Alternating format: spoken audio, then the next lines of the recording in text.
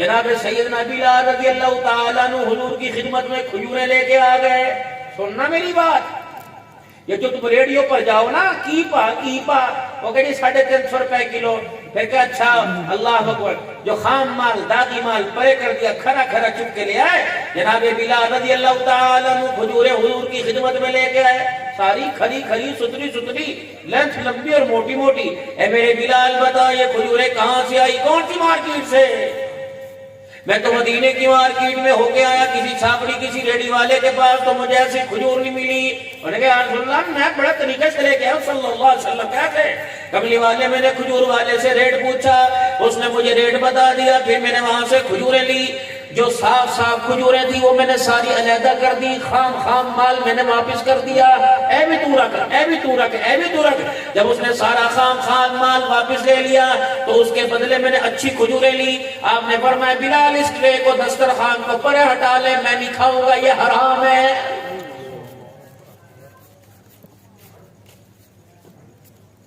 جانے دو عالم آنے دو عالم محبوب کبریا جناب محمد مصطفیٰ صلی اللہ علیہ وسلم بتاؤ کیا کرتا. فرمایا بلال تو نے تول میں کھجوریں لی, اچھی نکال لیتا, باقی جو تیرے قابل نہیں تھی ان کھجوروں کو واپس بیچ دیتا, اس کے بعد تجھے جتنے پیسے ملتے پھر ان سے تازہ کھجوریں لے کے آتا. اے میرا بلال میں بھی کھاتا, میں محمد کا سارا گھرانہ بھی کھاتا. حضرت امام احمد بن حنبل رحمت اللہ علیہ وہ بغداد شریف میں مولا, وہ اندر گلی میں بہت مجھے پیدل چلنا پڑا, پھر میں تو آگے تک نہیں گیا, بہت اندر جا کر آپ کا مزار شریف ہے, بہت زیادہ. حضرت امام احمد بن حنبل رحمت اللہ علیہ کو بھوک لگی, شام کا وقت ہوا, خادم سے کہا لے ایک آنا لے جا, اور جا کر اللہ اکبر ایک آنا لے جا. بغداد کے چوک میں ریڈی والے کھڑے ہیں, ان سے ایک آنے کی دال لے آ. صبح کا وقت ہوتا ہے, ریٹ 400 روپے, اور شام کو 400 روپے کا 2.5 کلو. ساتھ والی ریڈی والا کہتا ہے لو 200 کا 2.5 کلو. کمپٹیشن چلتا ہے ایک دوسرے کو گرانے کے لیے. پوچھو علماء سے, ایسے دکاندار سے جو کمپٹیشن چلا رہا, سودا جائزہ لینا, کھبڑ کھانا بس. جناب احمد بن حنبل رحمت اللہ علیہ نے اپنا خادم بھیجا, وہ ایک آنے کی دال لینے چلا گیا.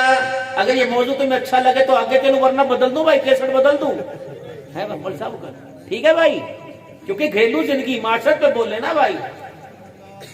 حضور کی معراج کا انکاری کوئی نہیں, آپ کی صورت کا انکاری کوئی نہیں, آپ کے مقام کا انکاری کوئی نہیں, آپ کی شان کا انکاری کوئی نہیں. الحمدللہ شاکان رسول میں آپ کی ختم نبوت کا انکاری کوئی نہیں, آپ کی اولاد کا انکاری نہیں, آپ کے ازواج کا انکاری نہیں, آپ کے بنات کا انکاری نہیں, مکے کی فضیلت کا انکاری کوئی نہیں, مدینے کی برکتوں کا انکاری کوئی نہیں. لیکن جمعے کی نماز کے بعد امام صاحب بہت پیاری سی پگڑی پہن کر اور یوں کر کے جبہ کبا پہن کر ربایا پہن کے آگے بیٹھ گئے, اور نے کہا لم نشرح لک صدرک ورفعنا لک ذکرک. جب انہوں نے سنانی شروع کی, حضور کی بلندی, آپ کی عظمت اور شان سنائی, آپ کے سینے کا ذکر سنایا, میرے عزیز و بلندیوں کا ذکر سنایا. سامنے جو بیٹھا تھا اس نے کہا مولانا 8 دن ہو گئے بیوی میک کے بیٹھی ہوئی ہے, مال میرے گھر میں, اولاد میرے گھر میں, پیسہ میرے گھر میں, سونا میرے گھر میں, چاندی میرے گھر میں, مولانا ساری چیزوں کے باوجود میرا گھر ٹوٹ رہا ہے. مکے کی تصویر میرے گھر میں, مدینے کی تصویر میرے گھر میں, بغداد والے بابا کی تصویر میرے گھر میں, اللہ اکبر سیوڑ والے بابا کی تصویر میرے گھر میں, مولانا فلانے علاقے کا تعویذ میرے پاس ہے, پانی میرے پاس ہے, زمزم میرے پاس ہے, بیر روما میرے پاس ہے, بیر غرس میرے پاس ہے, لیکن میرا گھر پھر بھی ٹوٹ رہا ہے. مولانا مجھے بتاؤ, آپ نے نبی علیہ السلام کا قرآن طائف کی گلیوں میں سنا کر پتھر کھانا تو سنایا, مجھے یہ بھی بتاؤ سیدہ عائشہ سمیت 11 بیویوں کو دلہن بنا کر گھر بسانا بھی بتلایا ہے کہ نہیں بتلایا ہے, یہ مجھے بتلاؤ.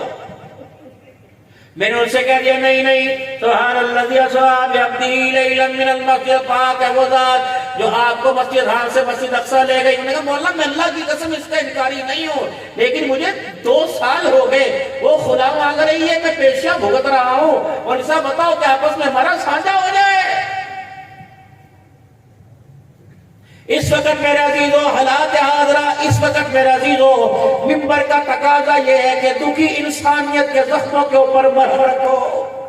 ورنہ یہ پیسے اتنے سارے کس کے نام پہ دے کے گئے؟ حضور کی محبت میں تو دے کے گئے، تمہاری حلال کی کمائی ہے، تم نے کوئی حرام کی کمائی ڈاکہ تھوڑی ڈالا۔ میرا بھی دل کرتا ہے میرے پہ نچھاور کرے، کیا مجھے ضرورت نہیں؟ کیا میرے بچے نہیں پڑھ رہے؟ لیکن اللہ پاک کی قسم یہ کہ ایک 10 کا نوٹ موت کے وقت اگر میرے کلمے کے درمیان آ کے کھڑا ہو گیا، ساری کائنات زور لگائے، اگر مالک نہ چاہے مجھے کلمہ کوئی نہیں پڑھا سکتا ہے، میں اس پیسے کا کیا کروں بھائی؟ روٹی کا وعدہ اس کا، جُتی کا وعدہ اس کا، کپڑوں کا وعدہ اس کا، سواری لاری کا وعدہ اس کا، صحت کا وعدہ اس کا، اولاد کا وعدہ اس کا، بیوی کا وعدہ اس کا۔ بتاؤ میرے عزیزو، یار سے وعدہ خلاف نہیں کرتا، پالن نہار اپنے بندے سے وعدہ خلافی کیسے کرے گا؟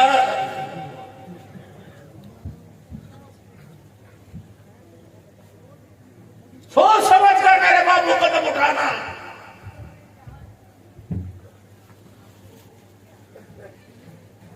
زندگی کی طرف ترقی تو تمہیں دنیا بہت رستوں سے لے کے جاوے گی، کوئی جی ٹی، کوئی ہائی وے کا موٹر روڈ آئے گا، کوئی لنک روڈ آئے گا۔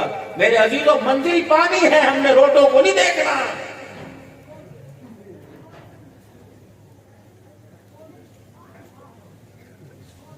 دیکھیں ہمارا گھر، ہمارے گھر کا رستہ، ہمارے گھر کا رخ کس طرف جاتا ہے۔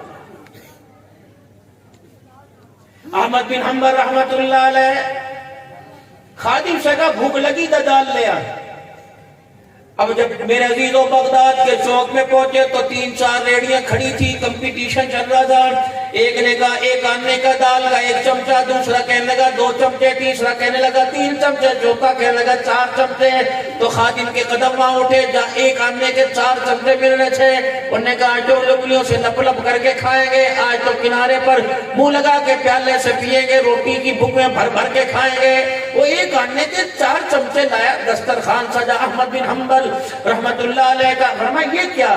آگے تو دال برتن کے پیندے کے ساتھ لگی ہوتی ہے، آج کنارے تک لگی ہوئی۔ انہوں نے کہا سب 12 کنارے ہو گئے، آپس کے اندر لڑائیاں ہو رہی تھی، ہم نے ان کی لڑائی سے فائدہ اٹھایا، ایک دوسرے کو نفع نقصان میں آگے پیچھے کر رہے تھے، فائدہ اٹھایا۔ ایک آنے کا 1 چمچہ، 2 چمچے، 4، میں تو 4 والے سے لے کے آیا۔ آپ نے یوں کر کے اپنے ہاتھوں کو جاڑا، اپنا دامن سمیٹا، اٹھ کے چلے گئے۔ فرمایا یہ دال اسے واپس کر کے لا، یہ مسلمان کو نقصان پہنچا کے یہ حاصل کی گئی۔ اللہ اکبر!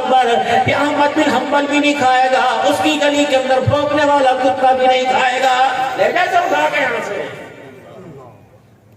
اور آپ کے میرے گھر میں ہوتی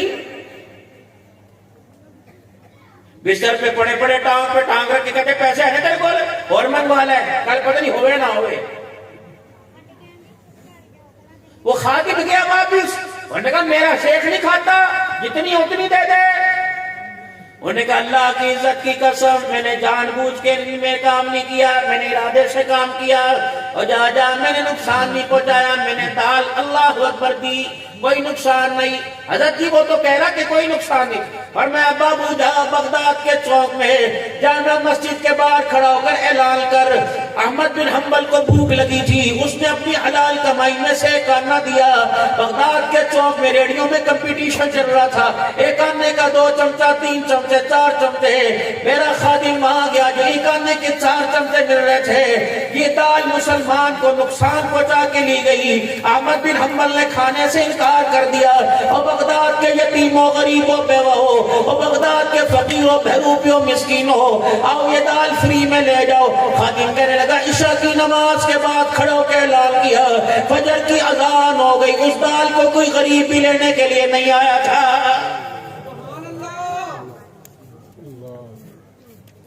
یہاں تو بچے اتوار کے دن آتے ہیں بزرگوں، اور ہاتھ کے اندر 2.25 لیٹر کی بوتل ہوتی ہے کوک کی، کتوں آئی اور میں جتنے ماں نے کہتے کوٹے بینوں پیا دے، جب پیا لے ٹھنڈی تے رہ کے آنی سی۔ ان ماں کو بے وقوفوں کو کہو کہ جن کو تم شرط کے پیسوں کی چیزیں کھلا رہے ہو، تو یہ تمہارے بچے جو ہیں یہ خدا کے واسطے تمہیں قبر پہ کھڑے ہو کے قرآن سنائیں گے۔